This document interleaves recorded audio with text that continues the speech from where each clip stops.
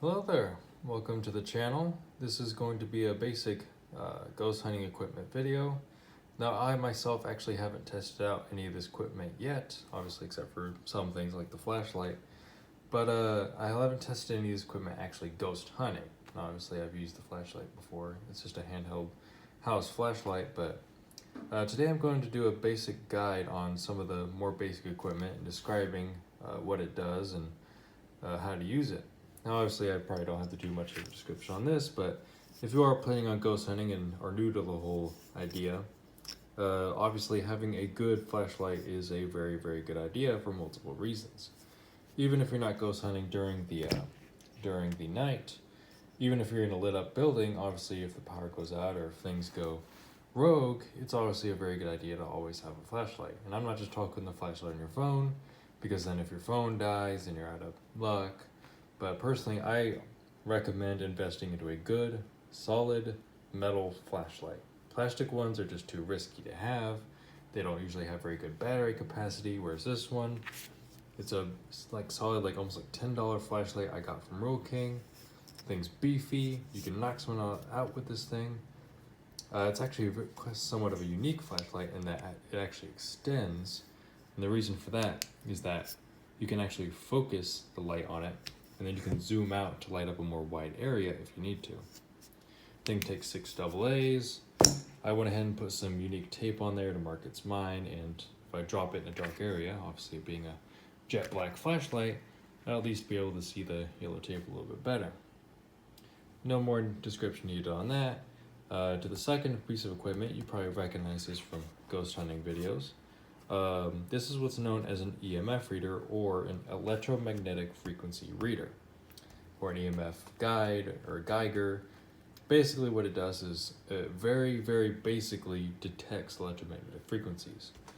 You sit here, you turn it on, it resets, and then it goes to 1. And as you can read on the milligauss meter, it detects from 1.5 to 20 plus. Now, I don't know exactly too much about how the EMF reader detects ghosts. Actually, I don't think there's any science behind it. It's just sort of been discovered over the years that ghosts tend to either emit or manipulate electromagnetic frequencies. So having one of these can actually help you detect when certain specters are in the area. That's all you really need to know about that. Here is what is known as a UV flashlight. It's a lot smaller and takes only 2 AA's. But the reason that this is useful is, one, a lot of haunted locations typically have what's known as rituals, or like markings, and what they typically do in dark rituals like that. Unfortunately, they like to use blood and other sort of bodily fluids, probably, that I probably shouldn't mention on YouTube. But anyway, you get the idea. It can also pick up those kind of markings. But also another thing that potentially is known is that they can also pick up things like fingerprints. Well, obviously it can pick up things like fingerprints and such, but how that's useful in ghost hunting is that typically, I believe it's poltergeist that can pick up and move objects and make sounds, and they are typically known for leaving potential finger marks on certain objects. So say you're in a haunted house and you hear a window rattle, you can usually take this up to the window and you can actually identify the fingerprints, and or at least see the smudges where the fingerprints would be. I'm not so sure ghosts would leave specific fingerprints, but who knows nowadays. I mean, I was using the restroom the other day and a girl walked up to me and used the urinal next to me, so I'm not sure what to believe from the world nowadays. So this is also another piece of equipment known as a cat ball. It's actually a pretty basic, simple piece of equipment. I actually got it not too long ago and thought it was going to be more complex, but it really isn't. Basically what it does is it simply, you can turn it on, you turn it off to preserve the battery, but you turn it on and you can put it wherever. You're typically going to want to put this in a flat surface, because they're particularly sensitive, but not that sensitive. You're not going to want to put it on 2 things usually, carpet or grass. So if you're like in a, say like a cemetery or like an open field in the backyard or someplace, you're not really going to want to put these out there, although you can, and you might get some action out of them, but the more that they move, the more they'll actually end up lighting up. But if they're in a place where they're more stuck and can't move, then you're basically wasting your time with these things. But obviously a flat surface like this table is more than enough to get the job done, and you can even slightly tap these things and they light up. Now, is it always motion that sets these things off? Honestly, I'm not so sure, because as you could tell, it took quite a bit of movement to light this thing up. A theory I have anyway about how ghosts can actually set these off is similar to how they affect the EMF reader.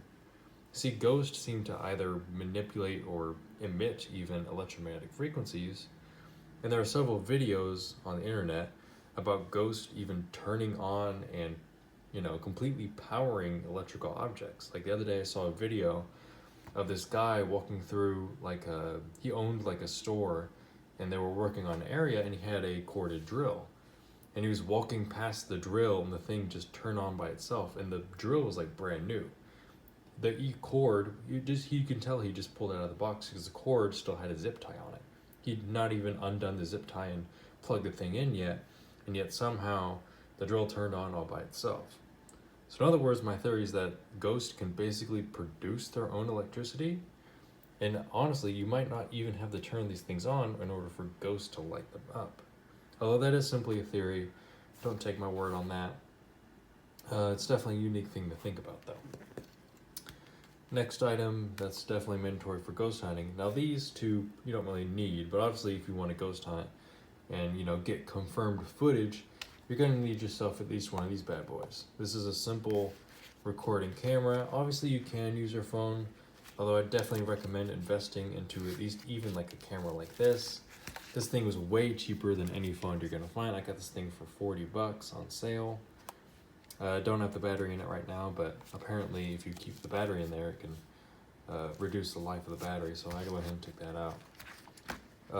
This is a simple Kimmerer camera. I don't know why it doesn't say the name on it anywhere, but it's just a simple $40 camera. I literally saw in the description for this thing that it, that it was actually built for beginners, and it was made to be simple and have a wide array of, at least telling you what's what and menu, and the power button.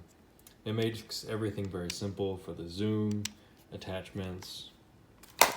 Overall, just a nice little camera, nothing too fancy. Same thing goes for my little GoPro. Well, actually, fun fact, it's not even a GoPro, it's what's known as a Casso. Honestly, I've never heard of the brand until I got the thing on my, birthday or Christmas or something. This is the EK7000. It's not the newest one by a long shot, but it's still a reliable camera. It's basically a GoPro though. You get the battery, you can put it in, and then you can sit here, power it on, and you can record it. I got a little stand for it so you can actually angle it. You can put it on a table, put it on a chair, whatever, and you can angle the camera itself to point at whatever you want, and you can turn it on, record what's going on in that room, and then you can leave and do some ghost hunting in some other areas while this is still recording in a different area. Although another thing, at least about this specific model, is that you can actually hook it up to your phone, and you turn on the Wi-Fi on this, and you can use your phone, hook it up to your phone via hook it up to the camera via Wi-Fi, and then you can actually manually operate the camera from your phone. So how that's useful is that you can put this camera somewhere, you don't have to turn it on. Well, you have to turn it on, and then you have to put it onto Wi-Fi mode, and then you can hook it up to your Wi-Fi. You can leave the room, go pretty far away, and then you can click the record button whenever you want, and you can turn it on, turn it off, and you can even access the footage that's on the camera from a different room. Unfortunately, obviously, it's not like a full-blown security camera where you can move it left and right if you want to see the entirety of a room, but obviously if you put it in a good corner of a room, in a good position, you can get the majority of the room. Obviously good for seeing things like spirit orbs and such, although I haven't gotten it yet. This up here, by the way, this is just a simple case I have. It's an old case from a trumpet actually, but it gets the job done. I put all my equipment in here. Obviously it's good to keep certain things separated, like I got like batteries and SD cards over here, spare batteries. I got those in separate Ziploc baggies. I put those in there and keep them even in a separate box so that you can keep them all separated, so you don't want like battery acid or electrical fire or something going off in your ghost hunting collection. But this is just a simple box I got. You don't have to have this, honestly. It's probably just my OCD. I like to keep all my cat balls in there, make sure they're all organized. But obviously, another thing I'd like to mention, as I mentioned it before, was having spare batteries. A lot of I would recommend buying a camera new. Honestly, at least like a lot of the lower quality ones are pretty cheap, so there's no need to cheap out on getting an old camera because you never know if it's gonna work. But another big reason for getting a new camera is that it comes with all the basic equipment. This camera alone came with charging equipment. It came with equipment that allows you to connect it to your computer so you can upload images directly. It came with 2 batteries, so you can have one and a spare. Although it didn't come with any cards though, although I went ahead and got 128 gigabyte SD cards, and that's the maximum this thing can actually take.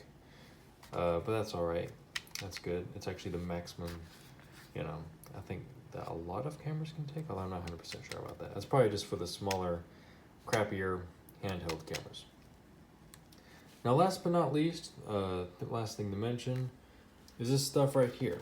Now this is what's known as sage. I actually haven't tested it out myself yet. Well, I've lit some on fire and waved it around a room, and it worked, I guess. Like, at least the smoke did come out of it, like they do in the YouTube videos and movies and shows and such. And obviously, in order to light it on fire, you're gonna want yourself a lighter. You don't have to get like a metal one like this. You can use one of the cheaper plastic ones. You can use like one of the longer, cheaper plastic ones too, that are like $1 at the dollar store. And you can also use matches as well. And I think matches are actually recommended. They're a little bit safer, but I don't know. But yeah, I'd recommend this though, these lighters, because they have a bigger flame. You can light the sage a lot faster. And although I would also recommend probably one of the longer ones, so you don't have to get your hands so close to the flame. But basically, I'm not entirely sure how to use sage, but from what I've heard, you basically want to light it on fire, wait for it to cinder out just a little bit. You don't want to see any orange flames or anything, or any orange, what do you call it, like little, not sparks, but like little kindles or whatever.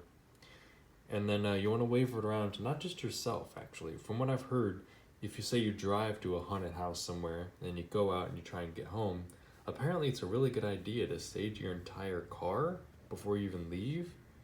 And same thing with every other object you bring ghost hunting with you.